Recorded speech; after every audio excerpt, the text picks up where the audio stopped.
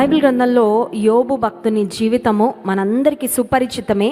యోబు భక్తుని యొక్క చరిత్రను మనం చదువుతూ ఉంటాం. బైబిల్ గ్రంథంలో మొదటి 5 గ్రంథాలతో పాటు యోబు గ్రంథం కూడా మొట్టమొదటిగా వ్రాయబడిన గ్రంథాలలో యోబు గ్రంథం కూడా ఒకటి అని చరిత్రకారులు చెప్తూ ఉంటారు. బట్ బైబిల్ కంపైలేషన్లో ఈ యోబు గ్రంథము కొన్ని గ్రంథాల తర్వాత మనం గమనిస్తాం. కానీ యోబు గ్రంథాన్ని కూడా మోషే భక్తుడే రాశారు అని చరిత్రకారులు చెప్తూ ఉంటారు. సో యోబు భక్తుని గురించిన ఒక ప్రత్యేకత ఏంటంటే, యోబుని గురించి దేవుడు సాక్ష్యం ఇచ్చాడు. మన గురించి మనం సాక్ష్యం చెప్పుకుంటాం. మన జీవితంలో దేవుడు కార్యాలు చేసినప్పుడు అపవాది చాలాసార్లు సాక్ష్యం చెప్పనివ్వడు. అపవాది అంటాడు, అది కూడా ఒక సాక్ష్యమేనా, అది కూడా చెప్పాలా, నువ్వేం చెప్తావులే, నువ్వు వెళ్ళి చెప్తే నువ్వే మధ్యలో కన్ఫ్యూజ్ అయిపోతావేమో, టెన్షన్ పడిపోతావేమో అని కొంతమందిని ఆపేస్తాడు. మరి కొంతమందితో అపవాది అంటాడు, ఇది అందరికీ జరుగుతూనే ఉంటుంది, నీకే జరిగిందా ఏంటి, ఇదేమన్నా పెద్ద వింత లేదంటే పెద్ద ఆశీర్వాదమా, ఇది కూడా చెప్పాలా అని కొన్నిసార్లు నిరుత్సాహపరుస్తాడు, కృంగదీస్తాడు. కానీ విశ్వాసులంగా దేవుడు సమయం ఇచ్చినప్పుడు, అవకాశం ఇచ్చినప్పుడు ఖచ్చితంగా ఆయన మన జీవితంలో చేసిన కార్యాలను గురించి సాక్ష్యము ఇవ్వాలి. విశ్వాసి సాక్షే. దేవునిలో జీవించే ప్రతి ఒక్కరూ ఆయన సాక్షులుగా ఉండాలని దేవుడు కోరుకున్నాడు. అయితే యోబు భక్తునికి ఉన్న ప్రత్యేకత, యోబు భక్తుడు తన గూర్చి తాను సాక్ష్యం ఇచ్చుకోలేదు, కానీ దేవుడే యోబు భక్తుని గూర్చి సాక్ష్యం ఇచ్చాడు. ఈ గ్రంథాన్ని మరి మోషే భక్తుడు రాశారు అని చరిత్రకారులు చెప్తారు. కాబట్టి మోషే కూడా యోబుని గురించి ఒక మంచి సాక్ష్యము ఇచ్చారు. యోబు గ్రంథం 1వ అధ్యాయం 1వ వచనంలో, ఊజు దేశమునందు, అందరం కలిసి చదువుదామా? యోబు గ్రంథము 1వ అధ్యాయము 1వ వచనం. ఊజు దేశమునందు యోబు అని ఒక మనుష్యుడుండెను. అతడు యథార్థవర్తనుడును న్యాయవంతుడును దేవుని యందు భయభక్తులు కలిగి చెడుతనము విసర్జించిన వాడు. ఈ యోబు భక్తుని గురించి మంచి సాక్ష్యము ఎవరు రాశారంటే మోషే భక్తుడు రాశారు, గ్రంథకర్త. ఇప్పుడు దేవుడు యోబుని గురించి కూడా ఎగ్జాక్ట్గా ఇదే సాక్ష్యం చెప్పారు. చూడండి, మనుషులు మన గురించి ఇచ్చే సాక్ష్యానికి, మన గురించి మనం ఇచ్చుకునే సాక్ష్యానికి, దేవుడు మన గురించి ఇచ్చే సాక్ష్యానికి కొన్ని తేడాలు ఉంటాయి. ఎందుకంటే మన గురించి మనం ఇచ్చుకునే సాక్ష్యంలో బెస్ట్ థింగ్స్ మాత్రమే చెప్తాము. మనలో ఉన్న బలహీనతలు, మనలో ఉన్న లోటుపాట్లన్నీ ప్రక్కకు తోసేసి మంచి మాత్రమే చెప్పుకుంటాం మనం ఇచ్చుకునే సాక్ష్యంలో. ఇక ఇతరులు మన గురించి ఇచ్చుకునే సాక్ష్యంలో వాళ్ళ ఒపీనియన్ కూడా యాడ్ అవుతుంది కదా. నేనైతే ఇవిడిలా అనుకుంటున్నాను. కొంతమంది అపార్థం చేసుకుంటా ఉంటారు కదా, మనల్ని చూసి అపార్థం చేసుకునేవారు, మనల్ని గురించి జడ్జి చేసేవాళ్ళు చాలామంది ఉంటారు. అందుకే ఈ మధ్య నేను ఒక వీడియో చూస్తుంటే ఆ వీడియోలో ఏమనుందంటే, హేటర్స్ అంటే మనల్ని ద్వేషించేవారు ఎవరైనా మనం అందంగా కనబడితే అంటారంట అదంతా మేకప్ అంటారంట. ద్వేషించేవారు, నిన్ను ద్వేషించేవారు నువ్వు అందంగా కనబడితే దేవుడు నీకు అందాన్ని ఇచ్చాడని, దేవుడు సహజంగా నీకు ఆ మంచి రూపాన్ని ఇచ్చాడని ఒప్పుకోలేక అంటారంట అదంతా మేకప్ అంటారంట. ఇకపోతే మన జీవితంలో ఏదైనా సక్సెస్ సాధించామంటే, దేవుడు జయం ఇచ్చాడంటే, నువ్వు చాలా కష్టపడి మరి దేవుని మీద ఆధారపడినప్పుడు దేవుడు విజయం ఇచ్చాక నిన్ను ద్వేషించే హేటర్స్ అంటారంట అదంతా లక్ అంటారంట. అలా కలిసి వచ్చేసిందండి. అతనేం పెద్ద గొప్ప కాదు, వాళ్ళకున్న తలాంతు పెద్ద తలాంతు ఏమి కాదు, వారు పడ్డ కష్టం పెద్ద కష్టమేం కాదు, వారు చేసిన పరిశ్రమ పెద్ద గొప్పదేం కాదు, కానీ అలా కలిసి వచ్చేసింది కాబట్టి సక్సెస్ వచ్చింది అని. సో ఒక మాటలో చెప్పాలంటే, మనల్ని ద్వేషించేవారు మన జీవితంలో ఏ మంచిని గురించి కూడా వారు అంగీకరించరు. ఇంకొకటి, నువ్వెంత మంచిగా, ఎంత దయగా, ఎంత ప్రేమగా ఉన్నా నిన్ను ద్వేషించేవారు ఏమంటారంటే అది నటన అంటారు. తెలుసా, అది న్యాచురల్ అనరు. ఎందుకంటే వారికి నువ్వంటే ద్వేషం కదా. నువ్వు ఇతరులను పలకరించినా, నువ్వు ఇతరులను మరి పరామర్శించినా, ఇతరులను ప్రేమించినా అది యథార్థంగా నీ హృదయంలో నుండి వచ్చింది అని వారు ఒప్పుకోవడానికి ఇష్టం లేక నీ మీద ఉన్న ద్వేషాన్ని ఎలా వెళ్ళగక్కుతారంటే అదంతా నటన అండి, అదంతా యాక్టింగ్ అండి, అదంతా రియాలిటీ కాదండి అని ఒకవేళ మాట్లాడతారేమో. సరే, మన గురించి మనం ఇచ్చుకునే సాక్ష్యంలో మంచి వాటిని మాత్రమే చెప్పుకొని బలహీనతలు, లోటుపాట్లు వెనక కప్పిపుచ్చుకుంటూ ఉంటాం. ఇతరులు మన గురించి చెప్పే సాక్ష్యంలో కొన్నిటిని ఇతరులు వక్రీకరించవచ్చు, కొన్నిటిని ఎక్కువగా చెప్పచ్చు, కొన్నిటిని ఎగ్జాజరేట్ చేసే అవకాశం ఉంటుంది. కానీ ఒక వ్యక్తిని గురించి దేవుడిచ్చే సాక్ష్యం మాత్రం కల్తీ ఉండదు. ఆ తర్వాత వేరే ఒపీనియన్స్ ఏవి యాడ్ అవ్వవు, కానీ ఒరిజినల్గా ఏముందో అది దేవుడిచ్చే సాక్ష్యంలో. దేవుడు ఒక మనిషిని గురించి ఏదైనా మాట చెప్పారు అంటే అందులో ఇక కల్తీ లేదంటే అందులో ఎడిట్ చేయాల్సినవి, డిలీట్ చేయాల్సినవి, యాడ్ చేయాల్సినవి ఏమీ కూడా ఉండవు. ఇప్పుడు మోషే భక్తుడు యోబును గురించి ఏం సాక్ష్యం అయితే ఇచ్చాడో, దేవుడు కూడా ఎగ్జాక్ట్గా అదే మాటలు అపవాదితో తన సేవకుడైన యోబుని గురించి చెప్తూ ఉన్నారు. చూడండి, యోబు గ్రంథము 1వ అధ్యాయము 8వ వచనం. అందుకు యెహోవా, నీవు నా సేవకుడైన యోబు సంగతి ఆలోచించితివా? అతడు యథార్థవర్తనుడు, న్యాయవంతుడు, దేవుని యందు భయభక్తులు కలిగి చెడుతనము విసర్జించిన వాడు అంటూ దేవుడు ఇంకొక మాట యాడ్ చేశారండి. ఆ మాట ఏంటంటే, భూమి మీద అతని వంటి వాడు ఎవడునూ లేడు. హల్లెలూయా.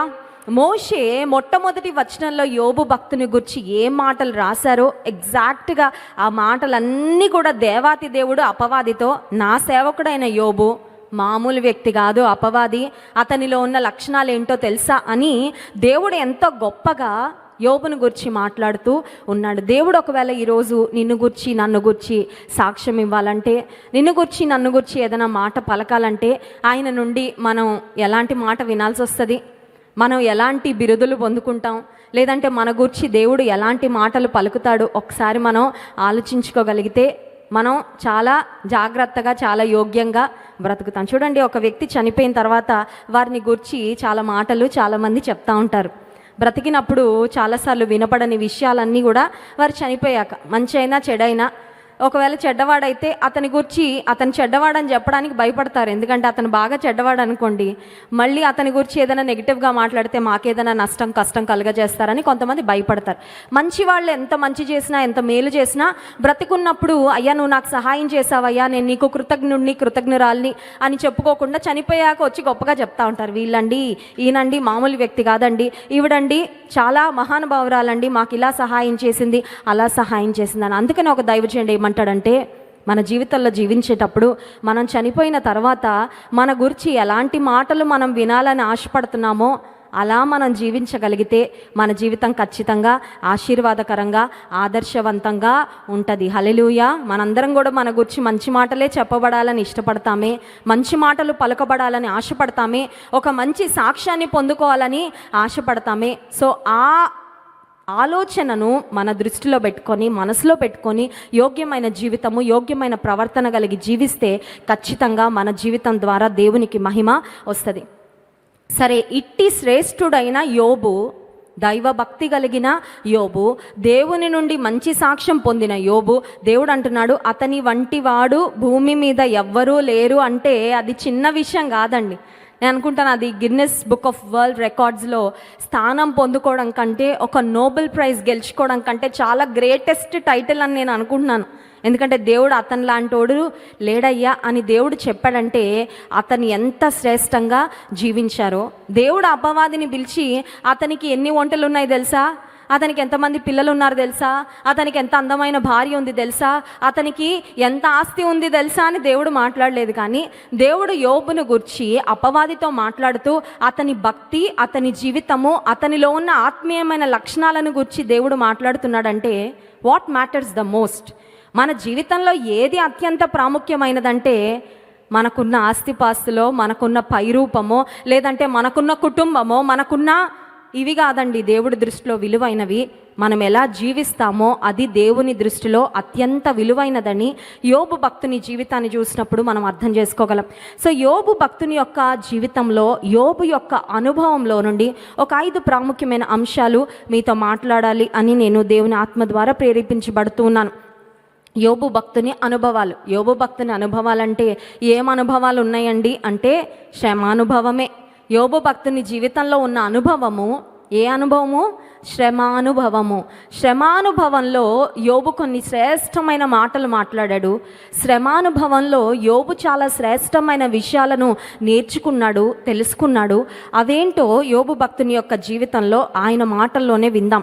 యోబు గ్రంథము 16వ అధ్యాయము 2వ వచనం. Job chapter 16 and verse 2. యోబు గ్రంథము 16వ అధ్యాయము 2వ వచనం అందరం కలిసి చదువుకుందాం. ఇట్టి మాటలు అనేకములు నేను విని ఉన్నాను, మీరందరూ బాధకే కర్తలు కానీ ఆదరణకు కర్తలు కారు. ఎవరు వీరందరూ? Job was surrounded bye friends. యోబు చుట్టూ స్నేహితులు ఉన్నారు. చాలా మంచి స్నేహితులు ఉంటే చాలా మంచి విషయం అండి. జీవితంలో స్నేహితులను కలిగి ఉండడం మంచి విషయమే. ఎందుకంటే స్నేహితులను చూడగానే మనకి చాలా ఆనందం కలుగుతుంది. స్నేహితులతో హృదయాన్ని విప్పి అమ్మ నాన్నతో కూడా కొన్నిసార్లు చెప్పుకోలేని మాటలు మన స్నేహితులతో మనం చెప్పుకుంటా ఉంటాం. స్నేహితులను చూడగానే ఏదో హృదయం తేలిక అయిపోతా ఉంటుంది. స్నేహితులను చూడగానే నా కోసం ఒకరు ఉన్నారు అనే ఒక ఆనందం, ఒక భరోసా ఖచ్చితంగా కలుగుతుంది. ఇప్పుడు యోబు శ్రమలో ఉండగా బిడ్డలను కోల్పోయి, ఆస్తిపాస్తులను కోల్పోయి, తనకున్న సంపదను కోల్పోయి, ఆరోగ్యాన్ని కోల్పోయి, ఒక మాటలో చెప్పాలంటే వట్టి చేతులతో మిగిలిపోయిన ఆ సందర్భంలో యోబు చూస్తూ ఉన్నాడు, నా స్నేహితులు వస్తే బాగుండు అనుకుంటూ ఉండగానే స్నేహితులు వచ్చేసారు. అబ్బా, నా స్నేహితులు వచ్చారు, నేను ఏ మాటలు వినాలనుకుంటున్నానో అవి మాట్లాడతారు అని ఎదురు చూస్తూ ఉండుంటాడు. స్నేహితులు అంటే ఎవరండి? మన హృదయాన్ని అర్థం చేసుకునేవారు స్నేహితులు. మన గుండెలో ఉన్న భారాన్ని వారికి చెప్పుకుంటే తేలిక చేసేవారు స్నేహితులు. స్నేహితులు అంటే ఎవరంటే మనకి గాయం తగిలితే దానికి ఆయింట్మెంట్ రాసేవారు స్నేహితులు, అంతే కదండి. సో ఇప్పుడు యోబు తన స్నేహితులు రావాలని ఆశపడ్డాడు, అనుకున్నట్లుగానే వచ్చారు. యోబు స్నేహితులు ఎవరంటే ఎలీఫజు, బిల్దదు, జోఫర్, ముగ్గురు స్నేహితులు ఉన్నారు యోబుకు. ఈ ముగ్గురు స్నేహితులు వచ్చిన తర్వాత ఒకరి తర్వాత ఒకరు మాట్లాడడం మొదలుపెట్టారు. యోబు వారి మాటలను జాగ్రత్తగా పరిశీలిస్తూ, యోబు తన స్నేహితుల యొక్క మాటలను జాగ్రత్తగా గమనిస్తూ యోబు అనుకుంటున్నాడు, వీరి మాటల ద్వారా నాకు ఆదరణ కలుగుతుంది, నా స్నేహితుల మాటల ద్వారా నాకు ఊరట కలుగుతుంది, నా హృదయానికి అయిన గాయము, నేను ఏ లాస్ అయితే ఎక్స్పీరియన్స్ చేస్తున్నానో, నా పిల్లలను కోల్పోయి, నా ఆస్తిపాస్తులను కోల్పోయి, ఆరోగ్యాన్ని కోల్పోయి ఏ నష్టంలో నేను ఉన్నానో ఆ నష్టానికి సరిపడా ఒక గొప్ప ఆదరణ నా స్నేహితుల ద్వారా నాకు కలుగుతుంది అని యోబు ఎదురు చూస్తున్న తరుణంలో యోబు స్నేహితుల యొక్క మాటలు యోబును మరింతగా బాధించాయి, కానీ యోబు హృదయాన్ని ఏమాత్రం కూడా తేలిక చేయలేకపోయాయి. అందుకనే యోబు అంటున్నాడు, అయ్యా మీరందరూ బాధకే కర్తలు కానీ ఆదరణకు కర్తలు కారు. ఇంకొక మాట కూడా అంటున్నాడు యోబు గ్రంథం 17వ అధ్యాయం 2వ వచనం, ఎగతాళి చేయువారు నా యొద్ద చేరి ఉన్నారు, వారు పుట్టించు వివాదములు నా కన్నులకు ఎదురుగా. యోబు ఎదురుగా కూర్చొని పుండు మీద కారం జల్లినట్లుగా తన స్నేహితుల యొక్క మాటలు తనకి ఇంకా వేదన కలుగజేస్తూ ఉన్నాయి, ఇంకా బాధ కలుగజేస్తూ ఉన్నాయి. తన స్నేహితులు పలుకుతున్న మాటలు యోబుకి ఎలా ఉన్నాయంటే ఆ పెయిన్లో, సఫరింగ్లో ఉన్న యోబుని ఎగతాళి చేస్తున్నట్లుగా ఆ మాటలు ఉన్నాయి. ఇప్పుడు ఈ సమయంలో, ఈ సందర్భంలో యోబుకు ఒకటి అర్థమైంది. అదేంటంటే ఏ స్నేహితులైనా మనకు పరిపూర్ణమైన ఆదరణ కలుగ చేయలేరు. దేహంలో అనారోగ్యం వచ్చింది, లేదంటే మానసికంగా కృంగిపోయాము, సమస్యలలో ఉన్నాము, వెంటనే ఎవరైనా ఆదుకుంటారా అని ముందు మనుషుల వైపుకే మన దృష్టి వెళ్తుంది.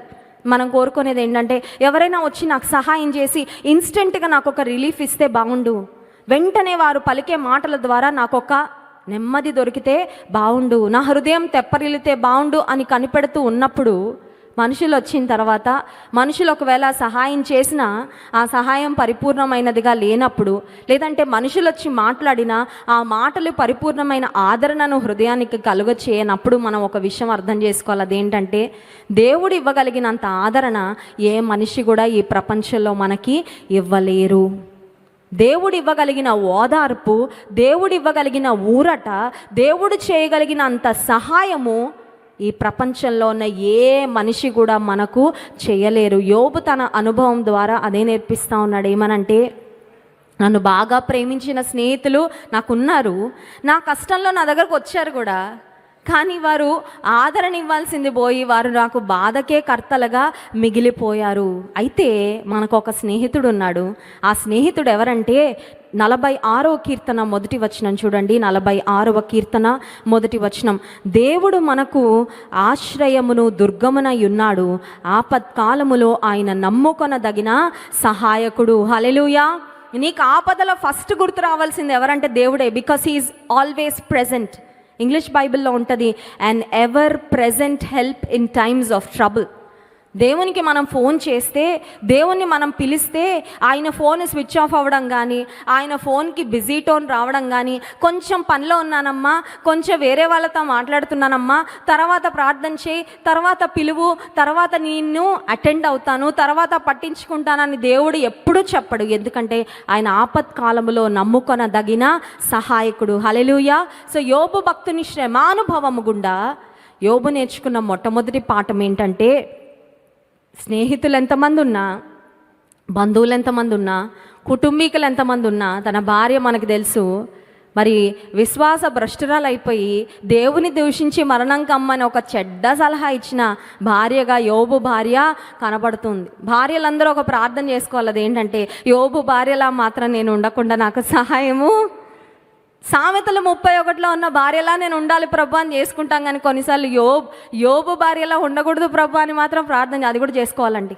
ఎలా ఉండాలో అలా ఉండాలని అడగాలి. ఎలా ఉండకూడదో బైబిల్ గ్రంథంలో కొంతమంది ఉన్నారు కదా ఉదాహరణలుగా, అలా మాత్రం నేను ఉండడానికి వీలు లేదు ప్రభా. సో యోబు భక్తుని యొక్క శ్రమానుభవంలో యోబు నేర్చుకున్న మొట్టమొదటి పాఠం ఏంటంటే, తన స్నేహితులందరూ ఆదరణకు కర్తలు కాదు కానీ బాధకే కర్తలు. ఆదరణకర్త ఎవరంటే దేవాతి దేవుడే. హల్లెలూయా. నీకు తగిలిన గాయానికి ఒకవేళ స్టిచ్చెస్ వేయాలంటే ఆయనే వేస్తాడు. కుట్లు వేయాలా, దేవుడు వేస్తాడు.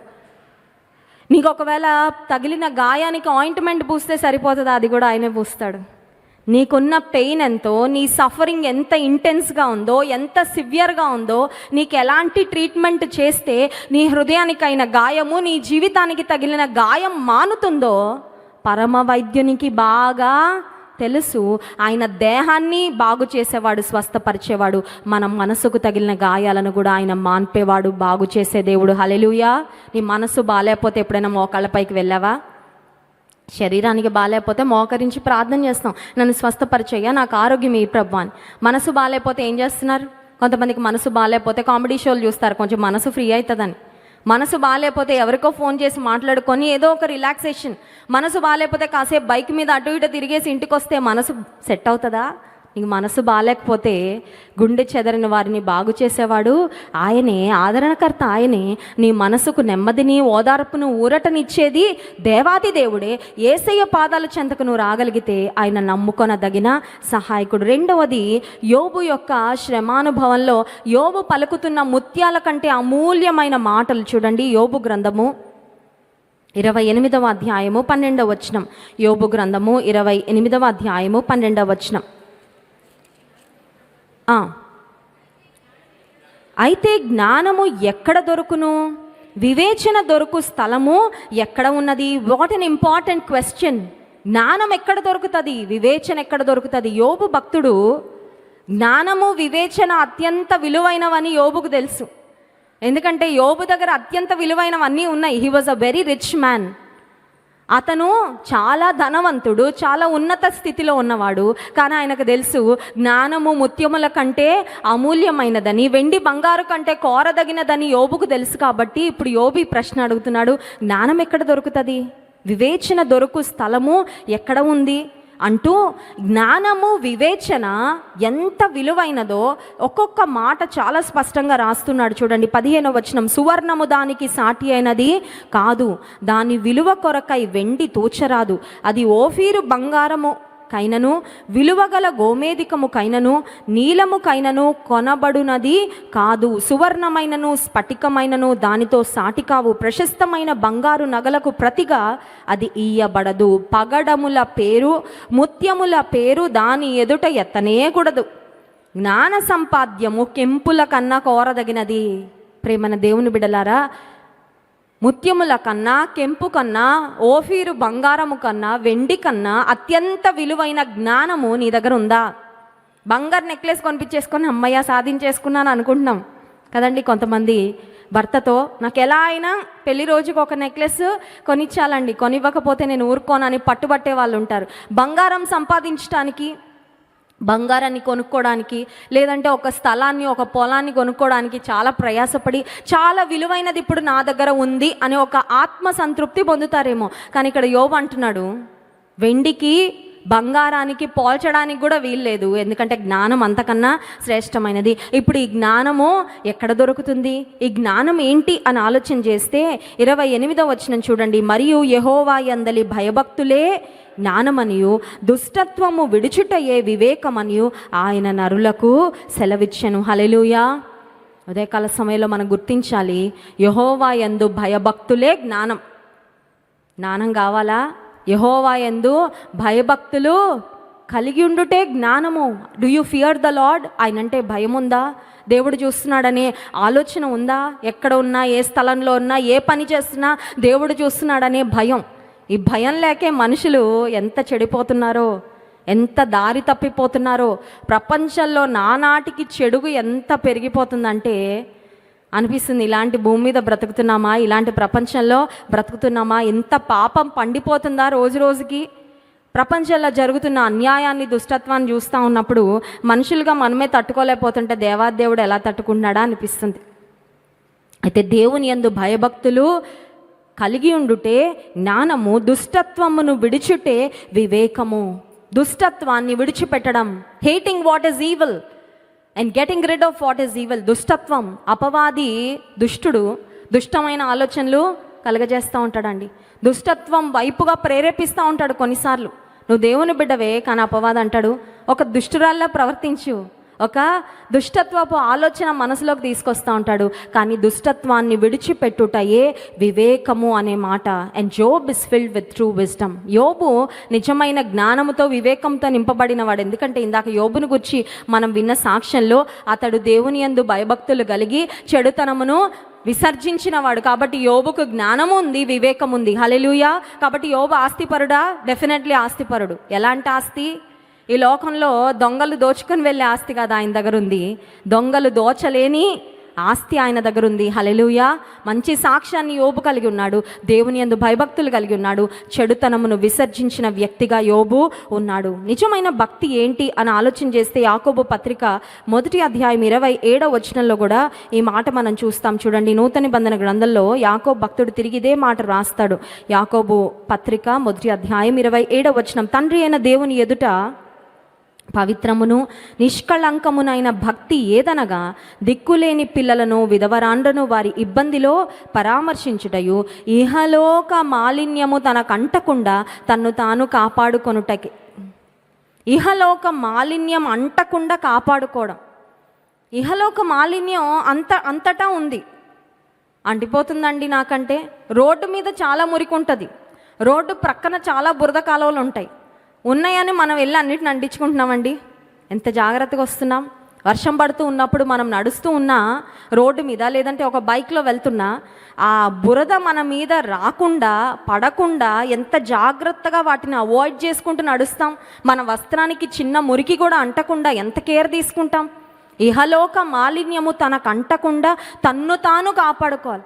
దేవుడున్నాడు మనల్ని పరిశుద్ధపరచడానికి, దేవుడున్నాడు మనల్ని కడగడానికి, సమస్త దుష్టత్వము నుండి, దుర్నీతి నుండి మనలను కడిగి పవిత్రపరచడానికి దేవాది దేవుడు ఉన్నాడు. కానీ ఇహలోక మాలిన్యం అంటకుండా కాపాడుకునే బాధ్యత ఎవరిది? మనం వెళ్ళి బురద కాలంలో పడితే బురద కాలం ఏమంటుంది? అంటిస్తాను రమ్మంటుంది, అంతే కదండి. బురద కాలం ఏమన్నా ఆపుతుందా మనల్ని? లోకంలో ఎంతో పాపం ఉంది, చాలా చెడుగుంది, చాలా దుష్టత్వం ఉంది. ఇహలోక మాలిన్యం అంటకుండా ఎవరిని వారు కాపాడుకోవాలి.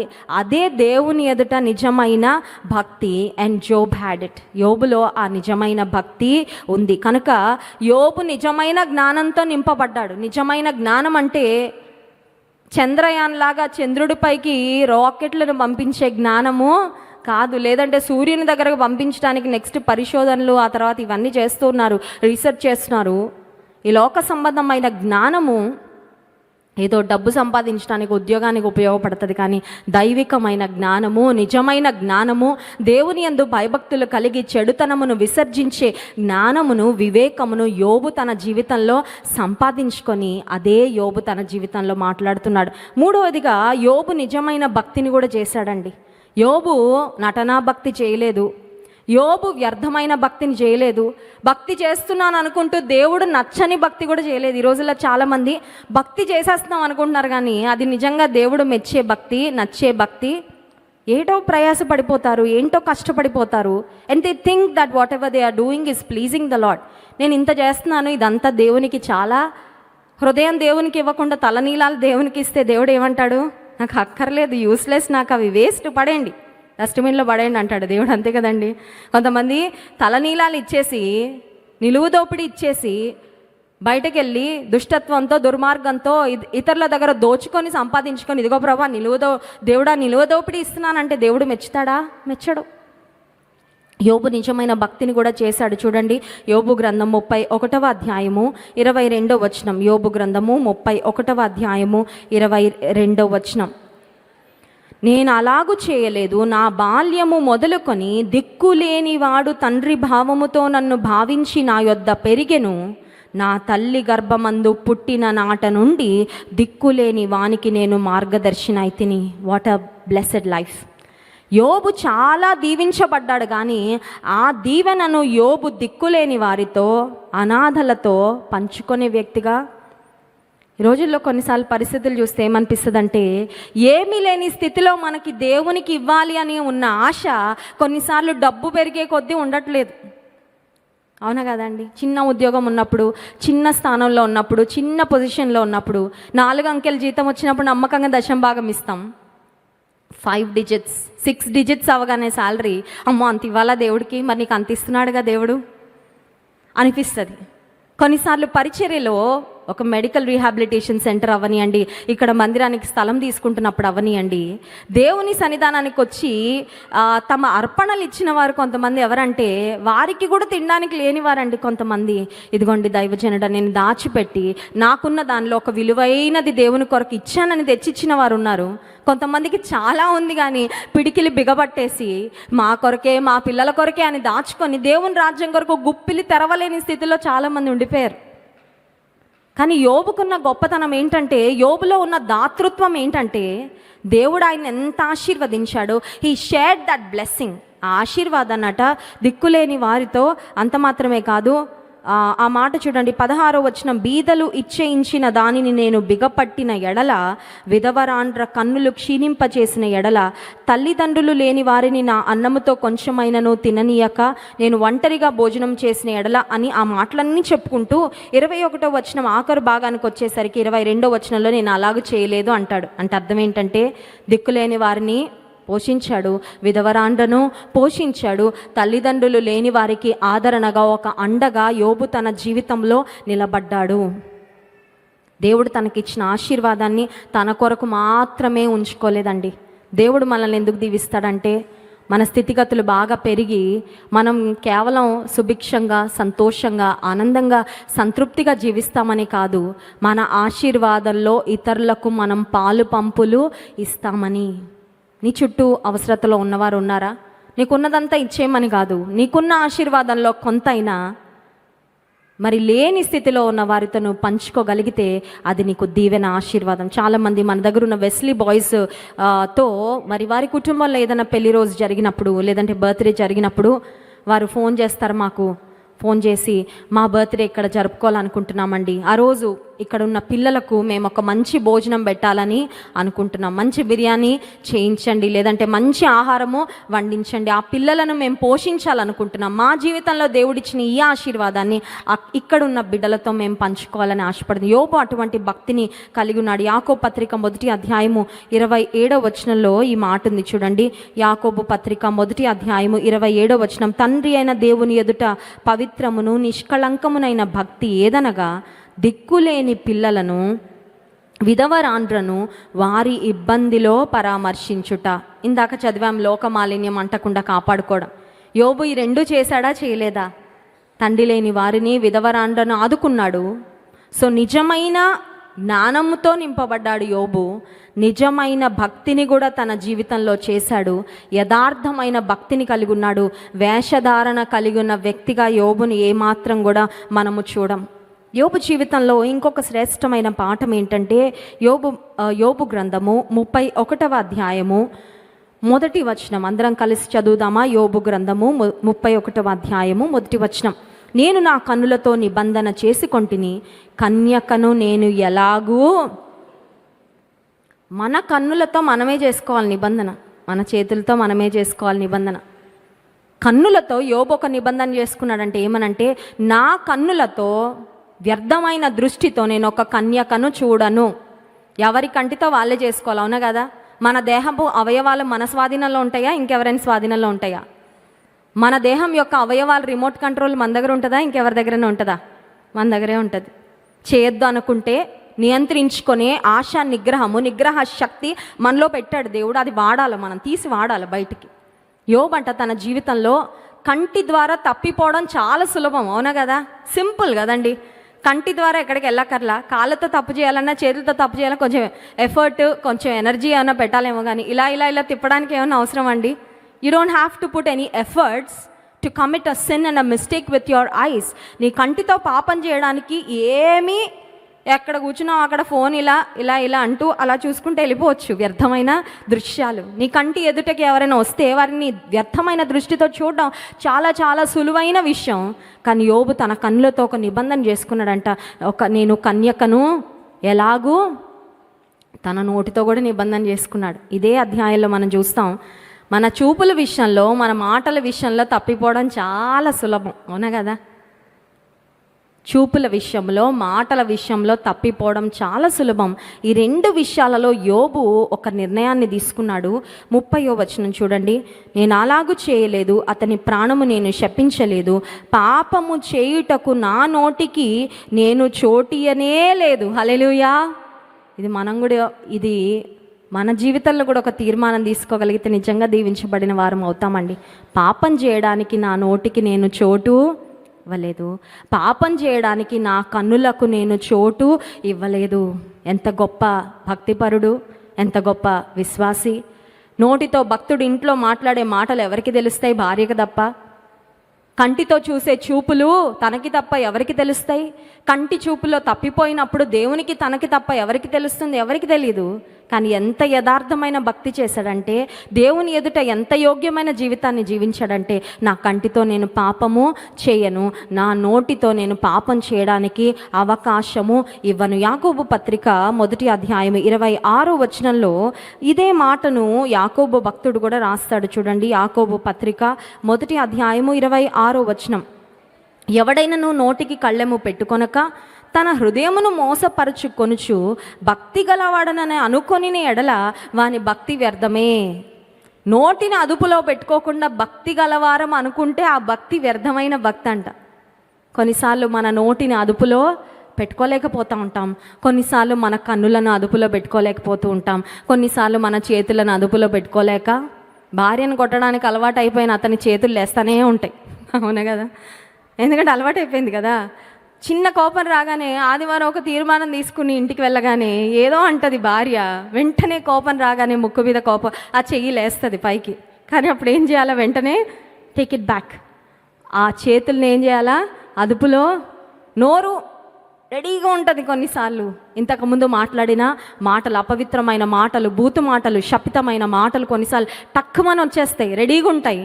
కానీ వెంటనే నా నోటికి నేను పాపం చేయుటకు అవకాశం ఇవ్వలేదని యోబు భక్తుడు చెప్పినట్లుగా, దేవుని ఎదుట యథార్థమైన భక్తి చేసేవారు వారి యొక్క నోటి మాటలను నోటికి కళ్ళెము పెట్టుకుంటారంట. గడిచిన వారంలో మా పిల్లలు అప్పుడప్పుడు ఫైట్ చేసుకుంటారు.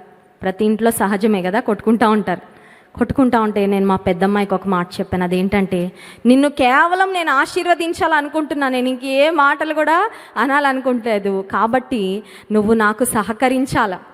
నేను మిమ్మల్ని తిట్టకుండా ఉండాలంటే నాకు మీ సహకారము ఆస్తేమండి. నేను అడిగాను నా పిల్లల్ని, మిమ్మల్ని తిట్టడం కొట్టడం నాకు ఇష్టం లేదు, కానీ దానికి మీ సహకారం నాకు, I want to bless you, కానీ దానికి మీ సహకారం నాకు కావాలి. కొన్నిసార్లు మన నోటిని అదుపులో ఉంచుకోవడానికి ప్రయాస భక్తి కలిగి ఉండాలంటే, దైవభక్తిని అభ్యాసం చేయాలంటే ప్రయాస అండి. విచ్చలవిడిగా జీవించాలంటే, ఇష్టానుసారంగా బ్రతకాలంటే సులభం. ఎందుకంటే ఈ శరీరం ఎలా పడితే అలా నడిపిస్తుంది. శరీర ప్రేరేపణలను బట్టి ముందుకు వెళ్ళడం సులభం, కానీ దైవభక్తితో, పరిశుద్ధాత్మ నియంత్రణతో కూడిన, నిగ్రహముతో కూడిన జీవితాన్ని జీవించటము కష్టమే. కానీ నువ్వు అలా జీవించగలిగితే పరిశుద్ధాత్ముడు నీలో సమృద్ధిగా నివసించి నీ దేహము దేవుని ఆలయముగా నువ్వు ఎక్కడుంటే అక్కడ దీవెన, ఆశీర్వాదం. హల్లెలూయా. ఆఖరు మాట, ఒక్క మాట చూపించి ముగిస్తాను. యోబు భక్తుని యొక్క శ్రమానుభవం అని చెప్పుకుంటున్నాం కదా. యోబు భక్తుడు పొందిన శ్రమలు, ఆయన పొందిన ఇబ్బందులు మరి మాటల్లో వర్ణించలేనివి.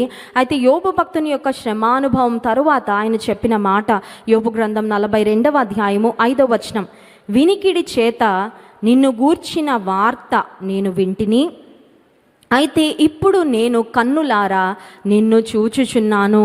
ఇక్కడ యోబు భక్తుడు దేవునితో చెప్తున్న మాట ఏంటంటే, అయ్యా నిన్ను గూర్చి ఇప్పటి వరకు నేను విన్నాను, till now I have heard you, but now I am seeing you. ఇప్పుడైతే నిన్ను కన్నులారా చూస్తున్నానయ్యా.